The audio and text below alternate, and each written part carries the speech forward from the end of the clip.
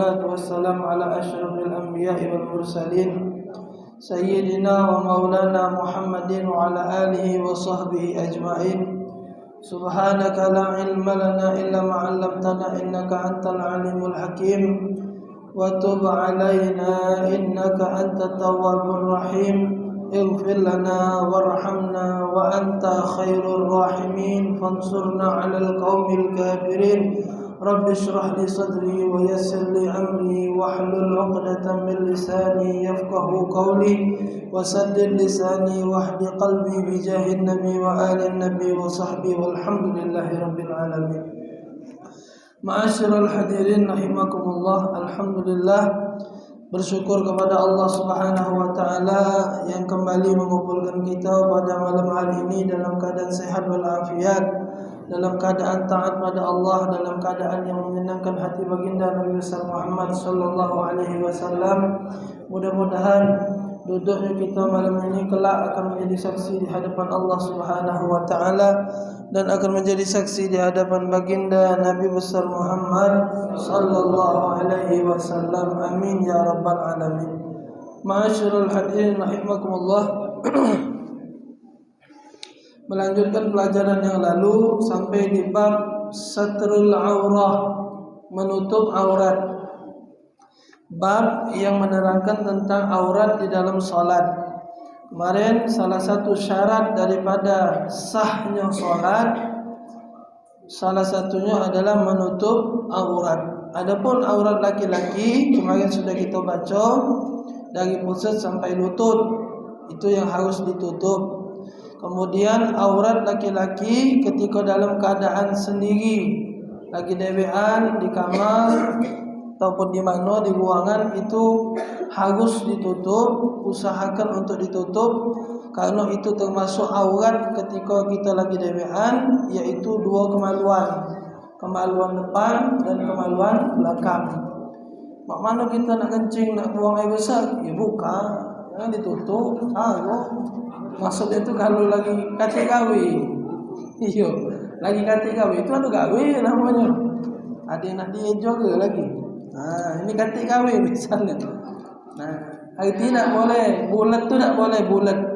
Di tempat walaupun dia ada yang nyingok, ada yang nyingok, ada makhluk selain daripada manusia. Kalau manusia yang nyingok, yang ditutup berarti dari pusat sampai lutut, karena ada manusia. Nah sekarang kata manusia, yang awasnya bukan manusia, dari bangsa jin tadi, maka disuruh oleh Nabi untuk menutup aurat duiko, kemaluan depan dan kemaluan belakang. Kemudian fi shalah wa indan nisa'il maharim war rijal ma baina surrati war rukbati wa huma laysata minal aurat. Wahuma laysata minal aurat walakin yajibu satru syai'in minhuma liqaidati ma la yatimmul wajib illa bihi fahuwa wajib. Sekarang aurat seorang laki-laki ketika dalam keadaan solat, ketika di hadapan perempuan yang mahram. Nah, jadi sekaligus ini judulnya. Aurat kita wong lanang ketika salat, satu judul sama jawabannya lagi.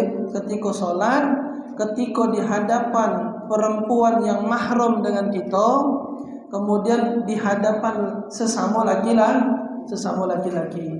Dari mana auratnya? Dari pusat sampai lutut.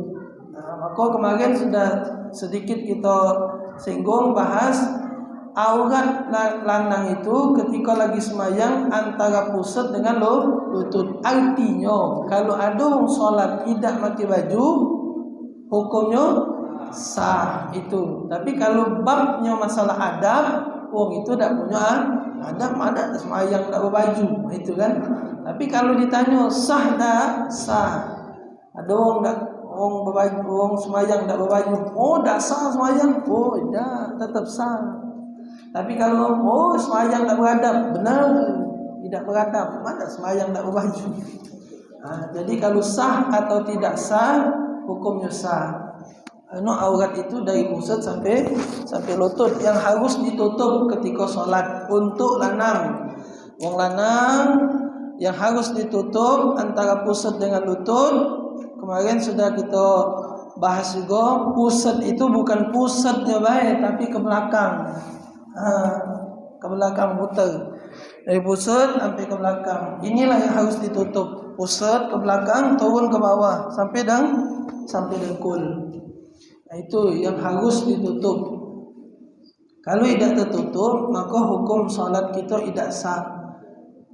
Berarti wong yang minta maaf, yang salatnya yang belakangnya keningoan, yang ketika dia ruku, apalagi ketika dia sujud, baju dia naik, buri terbuka, tidak sah di sembahyang. Hukumnya tidak sah.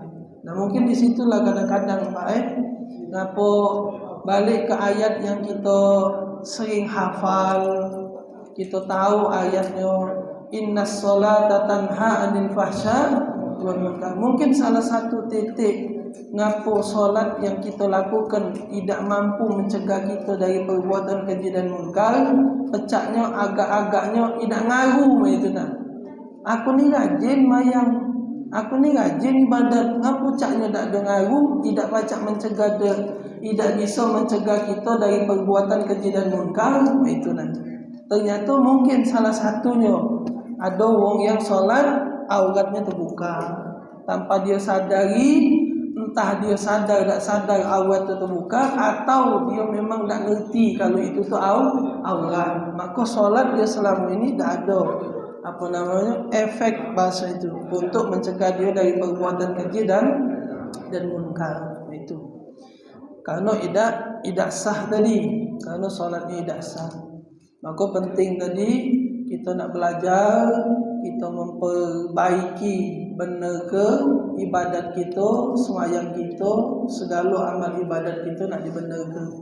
Mumpung masih kita diberikan kesempatan oleh Allah Subhanahu wa taala yang bisa membenarkan sembahyang kita, ibadah-ibadah kita. Itu satu.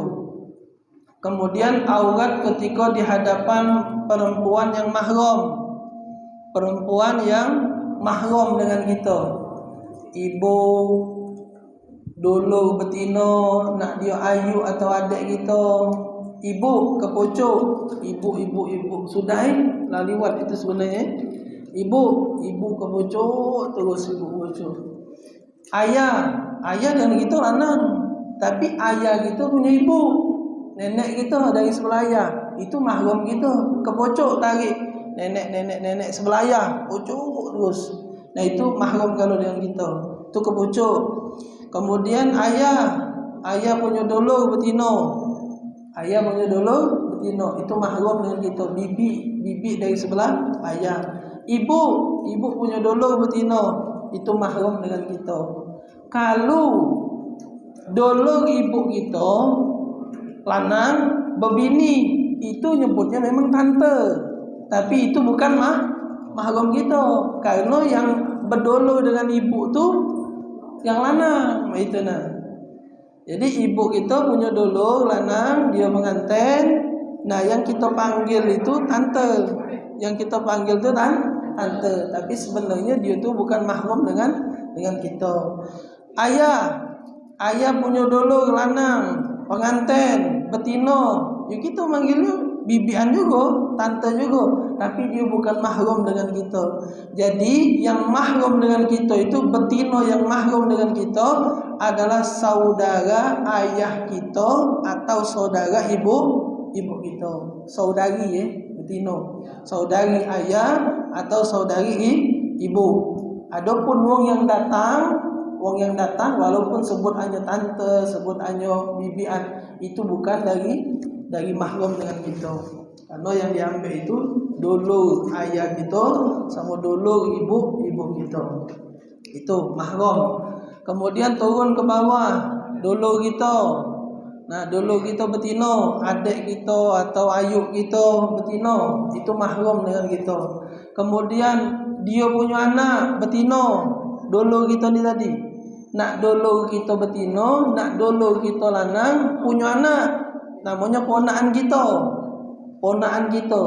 Ponaan dari dolo kita betino, ponaan kita dari dolo kita lanang. Pokoknya kalau dia ponaan ke bawah mahram dengan kita, betino mahram dengan kita.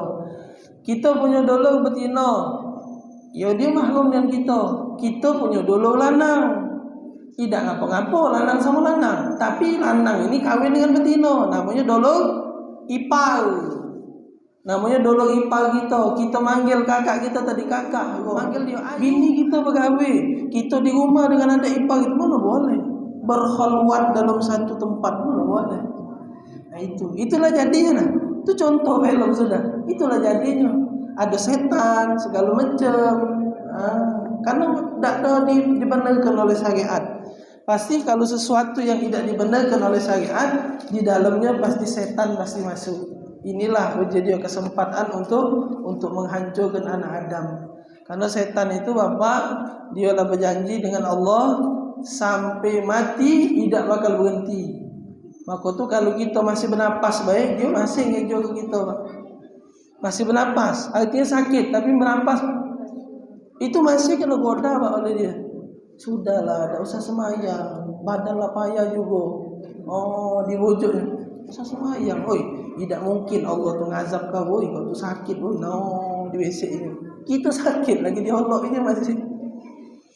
Nah, maka tu talqin ketika wong sakaratul maut itu kan kita disunahkan oleh Nabi untuk mentalkin la ilaha illallah, mengingatkan dia dengan tauhid. Kita ni punya Allah, tiada Tuhan selain Allah.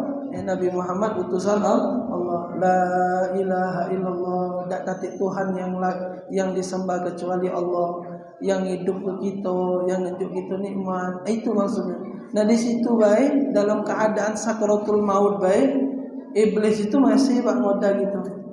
Mak mana dia masuk? Maka Nabi ngajarkan kalau mentalkin wong yang sakaratul maut, jangan apa bahasanya bertubi-tubi. Jangan dia jangan di la ilaha illallah. Ya ngaco ya, cepat ya. Lah jangan, enggak usah itu ke. Biasa kita tuh nak mempeng dia, bukan maksud dia maco.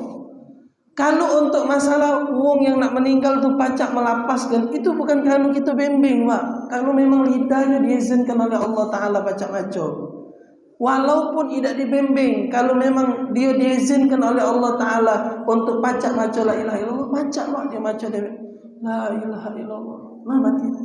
Tidak perlu dibimbing, tidak. Nah kita ni kadang-kadang berambisi, biar ayah gitu nih pacak maco, jangan dipaksa. Nah disitulah iblis masuk. Akhirnya apa? Uang tuh kalau lagi susah Pak, tapi di ini terus, kenapa lama ngam. Ujung-ujung dia tuh tak ngomong tapi ngam. Jadilah akhirnya kalimat la ilaha illallah tuh dilingam aja Pak. Setan tuh di situ temannya. Maka tuh kalau nalkin uang santai. Nah, kita bukan disuruh untuk dia bisa, bukan disuruh untuk bukan kita tuh disuruh Nabi bukan untuk membimbing dia biar pacak maco, bukan. Ngingetkan dia dengan kalimat itu baik. Jangan dipaksa. La ilaha illallah. Nah, cepat ya, dikit lagi ya. Nah, usah. Uang tuh lagi saru. Biarlah dia nak ngejar dewe, jangan dipaksa. Wong tu lagi turun naik, sakaratul maut namanya. Tak tahu sakitnya mak mano. Kita ni tadi heboh dengan la ilaha illallah tadi. Dia lagi setengah mati, setengah hidup. Mengap tadi. Nah, kalau sudah tersebut la ilaha illallah, janji Nabi, man akhiru kalamihi la ilaha illallah dakhalal jannah. Barang siapa di akhir kalamnya mengucapkan kalimat la ilaha illallah, masuk surga aja Nabi. Nah kalau sudah tersebut, sudah jadilah. Jangan diajak ngomong lagi. Diam ke be. Misalnya sudah ucap ayat kita tadi, la ilaha illallah. Sudah jangan diajak ngomong lagi. Diam be. Pagai be sebelah kosok badan. Jangan diajak ngomong lagi. Ini dah apa lagi lah nyebut alhamdulillah ya Allah. Akhirnya yang ngomong alhamdulillah nah itu akhir kalam apa dia?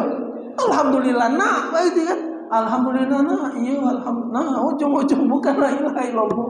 Nah jadi kalau sudah la ilaha sudah kosok ini badan nah badan kosok ini mana sampai sampai Allah malaikatnya nyambutnya. Nah itu jadi jangan dicerca mako itu sampai mako itu janji iblis tadi sampai dia mati belum berhenti itu belum mati Pak. Sakratul maut itu masih ada. Bahkan disitulah titik dia berusaha untuk menghancurkan anak Adam. Kau tuh dengan kalimat itu tadi hati-hati. Itu jangan belas ini bini, belas ini anak, bawa emak ibu lo anak temennya la ilaha illallah, la ilaha illallah. Oh banyak sikok bae. Bininya misalnya sudah ibu yang aja. La ilaha illallah. Biar ke dia ngesepi kalimat la ilaha illallah. Nah, dia lagi mengap. Diam kan dulu. Habis la ilaha illallah. Sudah, itu.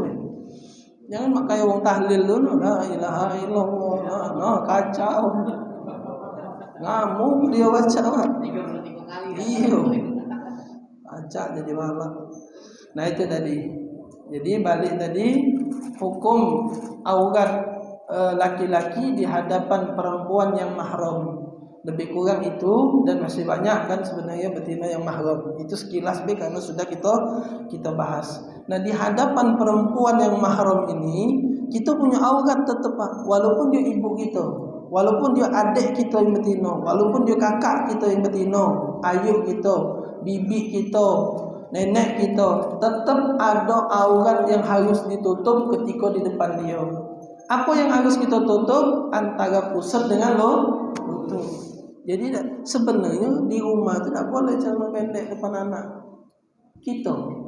Wong lanang depan anak itu, anak lah gadis segala macam, tidak boleh depan anak celana pendek sebenarnya. Karena aurat yang tukangnya aurat. Oi, tidak ada nafsu dasar anak itu. Balik ke pembahasan kita tadi. Aurat ini bukan masalah nafsu dan tidak nafsu. Aurat ini sesuatu yang harus ditutup. Nafsu dan nafsu itu bukan babnya. Itu kalau sudah masuk ke nafsu malah level dosanya tambah naik itu itu kan.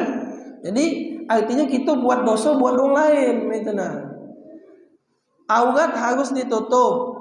Ketika dia buka aurat, dosa itu satu sudah. Dosa membuka aurat. Nah, ketika betina itu tidak menutup aurat plus lanang jadi nafsu juga dia, itu dosa lagi itu maksudnya. Kalau ada orang buka aurat, tidak nafsu juga, berarti tetap dosa. Tapi tidak nambah dosa untuk orang lain tadi itu maksudnya. Jadi banyak dosa berkali-kali lipat dia. Kalau plus orang nafsu, orang jadi nak buat jahat, ada niat buruk segala macam, itu jadi berkali-kali lipat dosanya. Kalau dibarengi dengan embel-embel yang lain. Tapi kalau dia muka baik tanpa ada embel-embel itu tetap dosa sudah itu. Kalau ini sesuatu yang wajib ditutup. Depan lanang sama-sama lanang. Wa indar rijal sama-sama lanang. Tetap batasnya bukang. Bukangnya udah dibuka ini Pak. Kita dengan wong lanang sama-sama lanang duduk tak boleh pakai celana pendek. Di luar pakai celana pendek. Mesti ke god pakai celana pendek. Jangan lagi Pak usaha gitu. Karena itu aurat, tidak boleh dibuka. Salah satunya juga kalau baca apalagi kita lah sudah di tengah wong di kampung misal lah sudah galak ngimam, lah galak mimpin yasin, lah galak mimpin tahlil, jangan lagi pakai celana pendek di kampung. Kalau baca, apalagi lah di tengah-tengah wong. Lah kongkon jadi imam, kalau khotib tak ganti dia jadi khotib, tapi celana pendek masa di kampung, obai itu aurat. Kategori celana pendek itu aurat tidak? Iya celana pendek, artinya bukang terbuka. Iya. Kalau dilutup ini tidak apa, nutup tidak apa. Apa celana apa setengah tiang basong nah apa. Maksudnya celana pendek itu yang celana yang terbuka paha ini karena batasnya lutut. Iya, celana pendek, celana kolor biasa celana pendek. Ya kalau celana setengah tiang enggak apa-apa, Pak. Setengah tiang bawah lutut. Bahasa nyebutnya itu setengah tiang bawah lutut. Nah, bawah lutut betis. Apa tulang miskin. Ah, boleh. Iya. Walaupun orang kayu tetap ada tulang raja indah. Iya. Tetap dia namanya tulang miskin, bukan tulang kayu. Nah, batas tulang ini. Ini tidak apa-apa pakai cano. Tidak apa-apa. Ini nak panjangnya sampai bawah. Maka tuh kita ngaji nih tadi kita tahu. Oh, batasan aurat itu dari pusat sampai lutut. Artinya kalau dong pakai celana lebih dari lutut, tidak ada buka aurat. Betis tidak ada aurat, Pak. Wong lanang bukan aurat. Nah, itu. Macam apa namanya? Main bola. Kami main bola, Pak. Main bola, tapi pakai celana panjang atau celananya pendek tapi pakai apa dia? Ada yang ketat tuh. Ya, cak manset itu manset headshot apa dia? Pakai panjang lutut ya aurat. Galak juga main futsal, olahraga, Pak. Iya. Betul main bola voli. Itu lain lagi, Pak. Iya. Lost. Nah, itu. Jadi nutup aurat. Jadi olahraga tidak apa olahraga, Pak. Kita olahraga misalnya, cuma tetap nutup aurat. Jangan sampai kaget olahraga. Oh, sehat, olahraga. Cuman aurat tetap ditutup. Main bola, olahraga, ya aurat ditutup. Tidak apa main bola, tidak salah. Bagus olahraga, biar sehat, biar seger badan. Ini tiap hari minum teh susu terus. Olahraga tidak kan? Nah, ujung-ujung kan badan gulo kan lagi. Iya, bergerak tak benar, tergoleng, main di rumah ngurep. Nah, dah apa olahraga tapi nutup aurat. Nak lagi pagi bela main bola lah tuh. Lagi kalau pangkal budak jadi kawin. Lagi pagi lagi tak apa. Tapi calo panjang, jangan calo pendek. Itu. Nah, dari nak melok senam, ya sudah melok senam. Cuman ya ingat ini senam gabung dengan betino. Ini bukan nak senam itu. Iya, ngawas itu tuh. Jadi terserah. Ini termasuk ibu-ibu. Silakan nak melok senam, nak olahraga, nak pagi minggu tuh. Itu dua yang keluar subuh. Ustadz sama tukang senam. Anak kalau pergi subuh ngajar subuh minggu. Ya kalau subuhnya nak kata pas baliknya itu selalu bertemu dengan apa dia nama ustadz yang senam. Ustadz yang ngajarnya. Instruksi ya. Instruktur. Iya. Oh, berkeliaran di mana-mana. Jadi banyak senam di Lembang ya sudah. Di lorong, selalu lorong sempit lagi ada tanggung laju jago. Nah, senam. Boleh senam, tapi ibu-ibu aurat dijago. Minta maaf nian. Subuhnya majelis, Pak. Yuk tahu dengan bini-bini gitu. Subuhnya melok majelis. Jam 7 mak kayulan dulu. Singgonya. Ya kalau nutup aurat tak apa, itu. Itu. Iya tadi maka itu kalimat Nabi, ini kalimat Nabi. Di akhir zaman betina itu kasiyatun ariyatun. Di akhir zaman itu perempuan itu berbaju tapi telanjang begitu Nabi. Akhir zaman sudah. Di akhir zaman kata Nabi perempuan berbaju tapi telanjang. Bingung mak mana maksudnya. Nah sekarang lah bertemu maksudnya apa dia. Berbaju tapi nyeplak galau isi jeronya. Tak payah lagi dibuka, barang lagi jauh lagi jinguan sudah. Tahu sudah ibaratnya na'udzubillah min dzalik. Nah jago istri kita, jago anak kita, jago siapapun itu kita jok tahu. Jatui nak senam jatui tak apa-apa sehat. Cuman aurat tetap dijaga. Jangan sampai ngundang fitnah. Senam di perumahan, di lapangan. Yakin apa dak kata ngintip dari jendela. Nah, di lapangan perumahan senam ibu-ibu. Bini dia melak metu. Laki ni ngintip dia bu. Bininya melak metu senam. Lakinya duduk jendela awas. Ajo singgon. Jangan datangkan fitnah, Jangankan cak itu, bu, bapak jangankan melok senam. Kan sudah pernah ngebahas masalah solat Idul Fitri, Idul Adha. Betino keluar melok solat Idul Fitri, Idul Adha, kalau dia natangkan fitnah, tidak usah metu, tidak usah mayang dia, tidak usah melok semayang. Natangkan fitnah itu artinya bersolek, makan minyak wangi, mengundang syahwat orang lain. Pergi Masjid Agung, sehingga ni metu kalau dari rumah, belegean tengah jalan, wangi ni dek cak dek, itu kan datangkan fitnah, ucap-ucapan datangkan fitnah. Lebih baik dah usah keluar, solat di rumah. Itu aurat laki-laki di hadapan di 3 posisi. Aurat laki-laki di 3 posisi. Ketika solat, ketika di hadapan perempuan yang mahram dengan kita, anak kalau macam bini, itu yang mahram dengan kita, ibu, ayu, adik kalau macam, itu aurat sampai pusat sampai lutut. Kemudian aurat kita di hadapan sesama laki-laki. Jadi di 3 posisi satu jawaban. Di 3 posisi satu jawaban. Di aurat lanang itu di 3 posisi ini jawabannya siko dari pusat sampai lutut. Nah itu di 3 posisi ini. Salat di hadapan perempuan yang mahram dengan kita, kemudian di hadapan sesama laki-laki. Jawabannya siko pusat sampai lutut. Itu. Pusat sampai lutut. Kemudian indan nisa'il ajnabiyat jami'ul badan.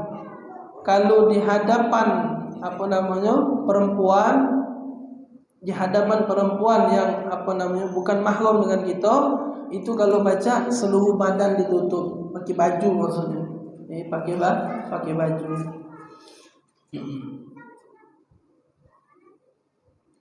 Kemudian indah halilati, kalau di hadapan istri lanang, ada aurat dan di hadapan istri, la auratalah, tidak kata aurat.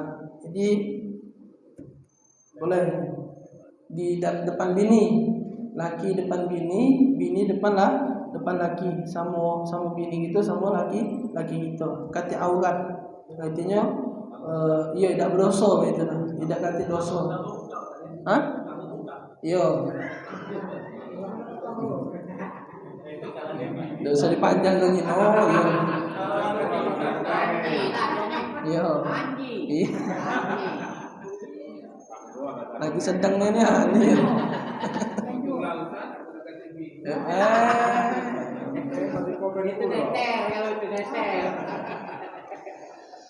Kemudian aurat hurrah. Hurrah itu perempuan yang merdeka, betina zaman sekarang. Jadi ada 2 betina nih. Ada di kitab fikih ini disebutkan 2 betina nih. Betina yang jadi hamba sahaya, ada betina yang merdeka.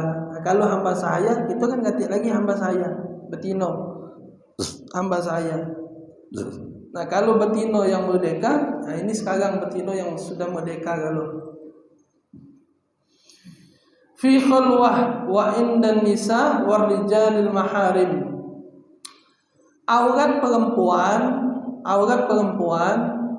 di mana posisinya? Ketika dia lagi dewean. Ketika di hadapan perempuan sesama betina, dan di hadapan perempuan laki-laki yang mahram. Auratnya di mana? Auratnya dari pusat sampai lutut. Itu. Cuman alangkah bagusnya seluruh badan itu ditutup. Kalau terutama di hadapan laki-laki yang mahram. Itu.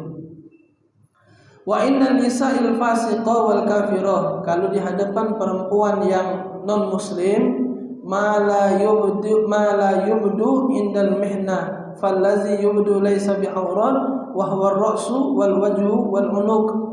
Kalau di hadapan perempuan yang non muslim, betino di hadapan perempuan non muslim, perempuan yang muslim di hadapan perempuan yang non muslim, di mana yang harus ditutup? Seluruh badan kecuali kepala, rai sampai ini nah. Intinya dari pucuk kepala sampai sini. Ya sampai leher. Artinya boleh dia tak berjilbab depan betino yang bukan Islam, artinya non muslim. Tapi kalau untuk dalam itu tak boleh dibuka.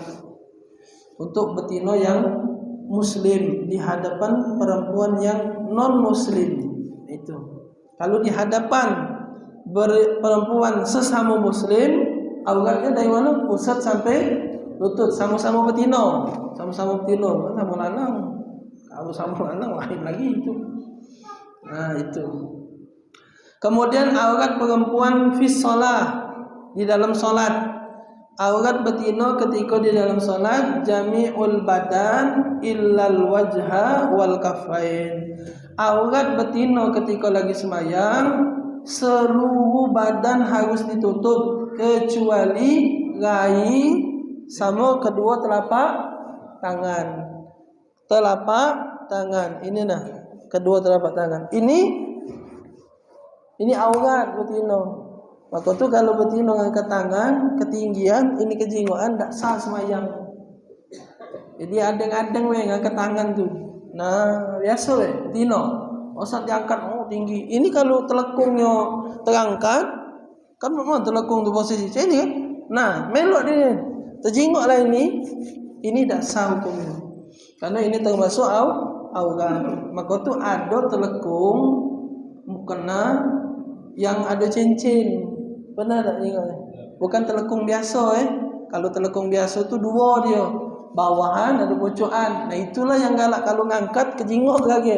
Nah ada yang telekung yang ana nemu, wong mana beli juga, dia pecah gamis nutup kalau ada cincinnya di sini nah. Jadi kalau ngangkat ini tak turun. Iya tak ada ini. Jadi pas ngangkat tak kelihatan ini, tertutup dia. Aduh. Terserah nak maki apa dia gitu tu kan, bukan harus telekung itu, intinya menutup itu kan. Jadi modelnya macam mana tak apa. Jangan deh kainnya tu ada macannya, loreng-loreng misalnya. Alang seru je. Ni terio macan lah juga. Semayang ni tadi kan gambar macan. Polos saya gambar itu. Terserah nak model macam mana. Jadi bukannya kenapa cak itu modelnya cak bukan telekung. Iya, telekung itu apa namanya? Menutup aurat. Inti menutup aurat. Terserah dia nak bagi apa. Bahkan di luar negara luar itu ada sebagian pakai gamis tu lah dia semayang. Pakai baju dia. Baju itulah. Nah, itu memang kaki ada beda mazhabnya kan gitu. Takutnya kaki beda mazhab, lain lagi pandangannya. Itu. Bahkan sebagian ada yang pakai gamis pula, ini memang ketat, tidak terbuka, tinggal pakai kaos kaki aja. Kalau kaki aurat bah, betina. Maka dia pakai kaos kaki pun ada tengok di Masjid Agung, dino sembahyang, pakai kaos kaki je. Bajunya lah besar, lah ngobo-ngobo dan tangan tak keluar itu. Nah, itu boleh, jadi tak masalah. Intinya menutup aurat. Nak bentuk telekung yang mana? Intinya rai dengan apa? Telapak tangan yang boleh terjingok, yang boleh terbuka. Malahan rai itu terutama jidat ini jabah itu malah tak boleh ditutup. Betino lanang sama baik mayang. Nah, mayang. Tak tahu ini kalah judi atau bukan. Tidak boleh. Soal. Tak boleh. Nah, buka jidatnya terbuka harus. Tak boleh sujud di atas sesuatu yang melok dengan badan. Ini kan melok dengan badan. Nah, tak boleh sujud di atas sesuatu yang melok dengan badan. Betino, telekung sampai tertutup jidat. Tak boleh juga. Ini tertutup api dan sampai tak boleh juga. Ini nak dibuka ini. Jidatnya nak dibuka. Nah kemudian telekung ini kadang-kadang kendor. Lah tertutup galau, tapi di mana galau kendornya? Di dagu sini. Kadang dia mau kita telekung tu, sampai sini kita tengok. Ini aurat. rai itu ini nah. Nah, ini rai nah. Nah, sampai dagu sini nah. Batasan mbek wuduk. Masih ingat tak batasan mbek wuduk? Dari mulai ujung tumbuh rambut sampai dagu. Dari kuping sini nak foto nah. Nah, ini nah. Nah, ini dah ditutup. Nah, dagu nih. Kalau telekung yang meleweh sampai ke sini, ini jingokan ini nah bawah dagu. Tidak sah sembahyang. Nah, itu telekung yang sudah tak tahu berapa tahun. Medok kalau sudah. Oh, hampir bawah sini jingokan. Itu harus diperhatikan juga betina. Jadi jangan sampai terbuka. Indar rijal ajnabiyat, adapun aurat perempuan di hadapan laki-laki yang tidak mahram, yang bukan mahram, itu seluruh badan.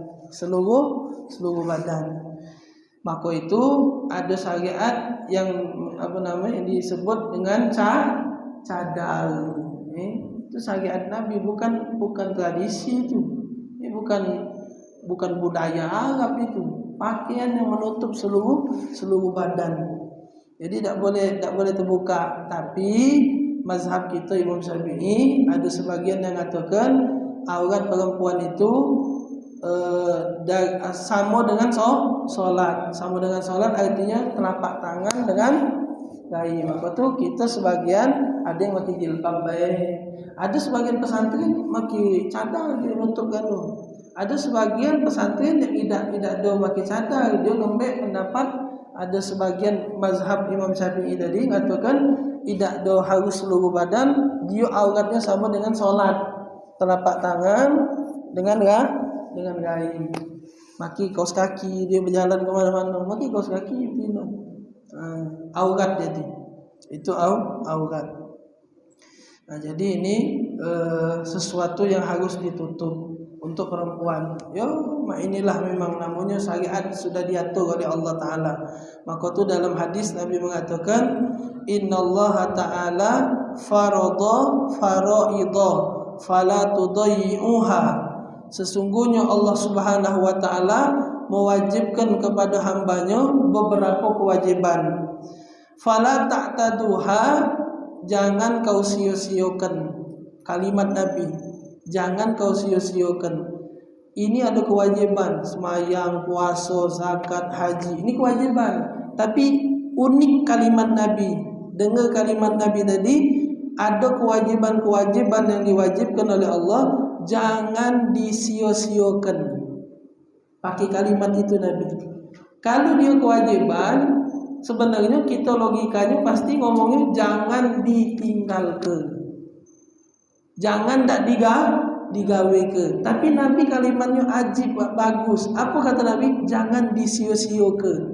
Berarti kalau pakai kalimat sio-sioke, berarti di dalam kewajiban ini ada sesuatu yang besar buat kita. Ada sesuatu faedah yang besar buat kita. Maka kalimat Nabi jangan sio-sioke. Bukan jangan ditinggal ke, jangan disio-sioke. Berarti wong yang semayang, wong yang puasa itu ada kemuliaan yang besar Allah berikan kepada kita. Sebenarnya kita paham dari kalimat Nabi itu, kalimat Nabi pakai kalimat jangan sia-siakan, berarti ada sesuatu yang besar di dalam kewajiban. Jangan dianggap kewajiban itu sesuatu beban, sembahyang subuh, kalau keberatnya gawe ke sembahyang subuh. Jangan sia-siakan. Kenapa? Sudah dibocorkan oleh Nabi. Dari sekian banyak kewajiban-kewajiban, sikok dibocorkan oleh Nabi apa? Wong yang sembahyang subuh, sembahyang isya berjamaah, itu pahalanya luar biasa. Kalau kamu tahu, lau ya'lamu ma fihima la atauhuma walau habwa. Kalau kamu tahu ada apa di sembahyang isya dengan sembahyang subuh, pasti kamu akan datang walaupun dalam keadaan merangkak. Sudah kan anda sampaikan itu kan? Logikanya, madak tu sampai nak merangkak ke masjid. Sekarang kita buat ini bayangan. Bapak kata dewa semayang ke masjid. Umum ke Pak Haji dengan orang kampung yang sembahyang subuh hari itu kaget dapat 500,000 sikok wong mayang. Nah, ini sudah digambarkan. Maka yang demam, yang agak-agak pilek tetap itu 500,000 ini. Nah, itu kan Nah, Nabi kan tak ada makin nominal, Pak. Nabi itu nyuruh kita meke. Kalau berpikirlah kamu, kalau Nabi, bahasa Nabi, kalau lah diomongkan sampai kamu rela untuk berangkat, berarti ada apa di sembahyang subuh dengan sembahyang isya itu bahasa Nabi. Nah, sekarang kita gambarkan kalau 500.000 agak-agak deman dikit lagi kita tahan betul 500.000. Siapa nak nunjuk? Sembahyang subuh lah. Sekali 500.000 je Pak kata dewan. Betul. Nah, coba kalau sampai merangkak 500.000, kira-kira sampai tak derajat merangkak? Tidak, misal masalah 500.000, tapi kita sakitnya sampai nak merangkak, masuk akal lah? Tidak. Tapi kalau 500 juta, masuk akal sampai nak merangkak-rangkak tercebur di god Iya, ini logik misalnya tadi kan. Kalau 500.000 demam masih betul masuk akal. Cuman kalau nak sampai merangkak, tidak masuk 500.000, kekecilan itu. Waya-waya 500.000 terblosok di got itu kan. Tapi uji bapak kata dewa, misal contoh, si kok uang 500 juta, mengangkat Pak menjaga, mengangkatnya asli. Iya, minta wangi bini itu betul. Nah, ibarat, nah itu Pak, bayangkan senominal 500 juta kita sudah baca ngoko, berani orang mengangkat 500 juta. Berarti ada apa lah di sembahyang subuh itu sampai Nabi pakai kalimat kamu pasti merangkak kalau kamu tahu ada apa di sembahyang subuh dengan sembahyang isya berjamaah. Nah itu sudah kita gambarkan dengan duit 500 juta. Apa semiliar misalnya kan, merangkak menjaga. Merangkak apa? Paling minta tolong mobil dulu lah pegang. Iya. Apa ni? Ya. Pas sampai masjid mau lebih kan, dah 200.000 boleh. Nah itu, artinya ada sesuatu. Jadi kewajiban, azan Jadi kewajiban Allah itu kata Nabi jangan disia-siakan karena ada sesuatu yang besar di belakangnya yang kita tak tahu, tidak dibocorkan oleh Nabi secara utuh. Cuman apa dia kalau bahasa Rocky Gerung itu kisi-kisi, diunjuk kisi-kisi biar Nabi. Apa dia kisi-kisi deh? Bayangan bayangan tidak dibocorkan oleh Nabi. Tadi Nabi salah satunya nunjuk kisi-kisi. Kalau kamu tahu ada apa di sembahyang subuh dengan sembahyang isya, merangkak kamu bakal. Itu kisi-kisi Pak. Tidak disebutkan oleh Nabi. Apa dia pahalanya sebesar apa? Cuman kisi-kisi bayangan. Kalau sampai merangkak tak mungkin cuma 500.000 itu kan paling tidak 500 juta itu kalau kita logikakan dengan duit itu kan. Tapi kita tidak tahu apa dia hadiah dari Allah untuk orang yang rajin sembahyang subuh dan sembahyang isya. Itu cuma dulu.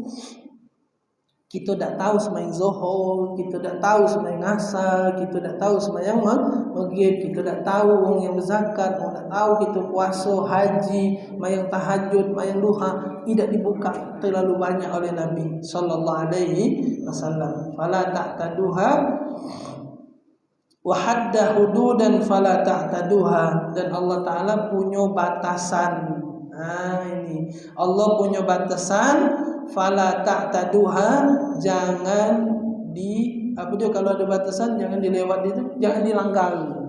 Jangan dilanggar. Nah, salah satunya ini aurat. Aurat ini batasan dari Allah Subhanahu wa taala melalui syariat baginda Nabi Muhammad sallallahu alaihi wasallam. Fala ta'taduha, jangan dilanggar. Ada batasannya, betina mak ini, lanang mak ini, di hadapan siapa mak ini. Itu aurat.